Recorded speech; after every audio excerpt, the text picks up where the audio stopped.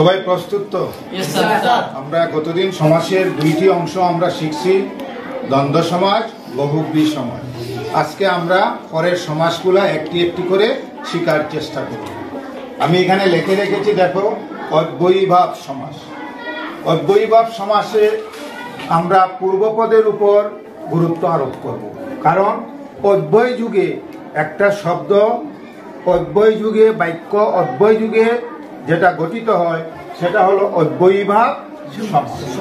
যেমন ধরো উপজেলা, একটা এই যে উপজেলা যে শব্দটি আছে, এই শব্দটি দুইটা পদ আছে, একটা উপ আর একটা জিলা।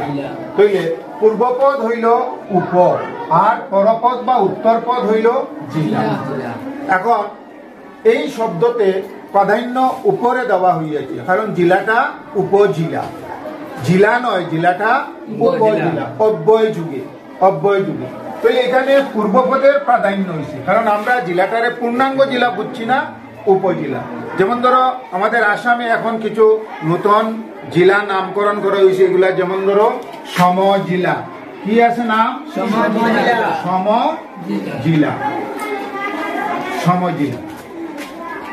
তাইলে যখনও শব্দের পূর্বপদের প্রাধান্য পায় তখনও এটা কি হইব? অব্যয়ীভাব সমাস। উপগ্রহ, গ্রহ তো আমরা জানি, কিন্তু গ্রহটা কোন ধরনের গ্রহ? উপগ্রহ। একটা উপগ্রহের নাম কৌশায় চন্দ্র, কিন্তু গ্রহ কইলে আমরা মঙ্গল গ্রহ কইলে নাম বদলি যা, অর্থাৎ তার অব্যয় যুগে শব্দটা তৈরি হয়েছে, প্রস্তুত হয়েছে। তাইলে পূর্বপদের প্রাধান্য পাইছে, তাইলে সেই শব্দটি অব্যয়ীভাব সমাস। আমরণ, মরণ পর্যন্ত। তাইলে মরণ শব্দটা আমরা বুঝি আর মরণ, আমরণ, মরণ পর্যন্ত, অব্যয় যুগে এবং পূর্বপদে প্রাধান্য পাইছে। দিন, প্রতিদিন, প্রতিদিনে, প্রতি প্রতি সঙ্গে সঙ্গে লাগার পরে প্রতিদিন বুঝাইছে, একটা দিন বুঝান না, প্রতিদিন। তাইলে অব্যয় যুগে দিনটা এখানে শব্দ কিভাবে আইছে? প্রতিদিন। তাইলে পূর্বপদের প্রাধান্য পাইছে। যখন পূর্বপদের প্রাধান্য পাইব, পূর্বপদ আমরা অব্যয় যুগে শব্দ গঠিত হইব, তখনও আমরা কি ধরিয়া নেব? এটা অব্যয়ীভাব সমাস। তাইলে আশা করি অব্যয়ীভাব সমাস তোমরা বুঝতে পেরেছ। তাইলে অব্যয়ীভাবে আমরা কোনটা দেখবো? পূর্বপদটা দেখবো। পূর্বপদটা যখন আমরা বুঝবো যে তার গুরুত্ব আছে, পূর্বপদের শব্দটার অর্থ তৈরি করে, তখনও সেই শব্দটি আমরা কি করব? অব্যয়ীভাব সমাস হিসাবে আমরা ধরিয়ে নেব। বুঝতে পারছো তো? তৎপুরুষ সমাস। তাহলে তৎপুরুষ সমাসেও পরপদের গুরুত্ব বেশি। যেমন ধরো শ্বশুর বাড়ি, শ্বশুর বাড়ি। তাইলে আমি যদি শ্বশুর বলি তাহলে বাড়ি বুঝাইব নি? না, বাড়ি যখন আমি দেখাইয়া হইমু শ্বশুর বাড়ি, শ্বশুর হইলে তো বাড়ি বুঝাইতো না, কিন্তু বাড়ির সঙ্গে যখন শ্বশুরটা লাগে তখন কি বুঝা? শ্বশুর বাড়ি বুঝে যায়। তাইলে মূল শব্দটা হইল পরপদ, এবং পূর্বপদে কি হয়? পূর্বপদে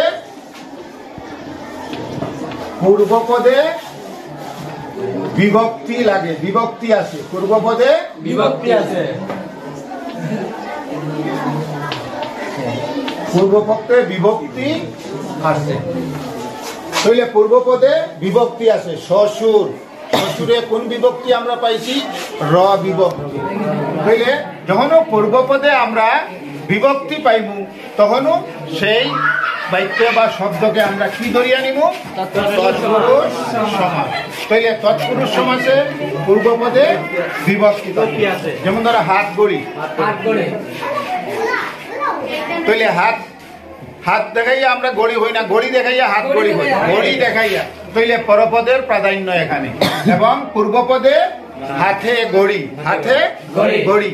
তাইলে হাতে গড়িতে বিভক্তি আমরা পাইছি, তাইলে পূর্বপদে বিভক্তি আছে। যখন পূর্বপদে বিভক্তি থাকবো তখনও আমরা তৎপুরুষ সমাস ধর্ম। চা বাগান, তাইলে বাগান হইলে চা একটি গাছ দেখাইয়া যদি হয় তাইলে বাগান হইব নি? বাগান দেখাইয়া, চায়ের বাগান দেখাইয়া চা বাগান কইতে লাগবো না নি? তাইলে যখন বাগান দেখাইয়া তাইলে পরপদের গুরুত্ব আছে, এবং চা বাগান মানে চায়ের বাগান। তাহলে পূর্বপদে আমরা কি পাইছি? পূর্বপদে বিভক্তি পাইছি। যখন পূর্বপদে বিভক্তি আমরা পাইমু তখন সেই সমাজকে আমরা তৎপুরুষ সমাজ হিসাবে আমরা ধরিয়া নেব। তাহলে একটা উদাহরণ দাও। হাতে বালা, হাতে বালা। তাহলে হাত দেখাইয়া বালা কইব না বালা দেখাইয়া হাতে কইব? হাত বালা, হাত বালা, হাত বালা। তাইলে তার যদি বিভক্তি বুঝি তাইলে কিতা আইব? একার আইব, হাতে বালা। তাইলে পূর্বপদে আমরা কি পাইছি? বিভক্তি পাইছি। তাইলে এইগুলি কি সমাস? তৎপুরুষ সমাস। তাইলে তৎপুরুষ সমাস তোমরা বাছাই করে বের করতে পারবে এবং বুঝতে পারবে তো?